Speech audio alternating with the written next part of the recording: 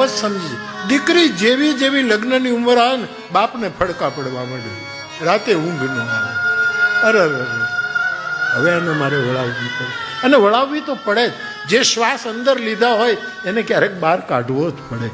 દીકરી તો બાપનો શ્વાસ છે અને એને પાછો બહાર કાઢવો, પણ એને ફડકો બહુ પડે કે સારું ઠેકાણું જોઈને પરણાવીએ છતાંય બધા કેવા નીકળશે, એની બીક બાપને જિંદગી ભરી. એટલે કાળજાનો ટુકડો બાબુલ કી દુઆએ લેતી જા તુજકો સુખી સંસાર મિલે.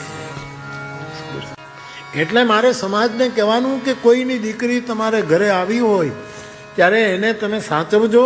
કદાચ તમારા નસીબે હોય ને તમે કંઈક દુઃખ દેતા હો તો ઠીક, પણ એ દીકરીના બાપના વિરુદ્ધ કોઈ મેણા નહીં મારતા, કેમકે એ બધું જ સહન કરી શકશે, પણ પોતાના બાપ માટે કોઈ વાંકું બોલે એ દીકરીથી સહન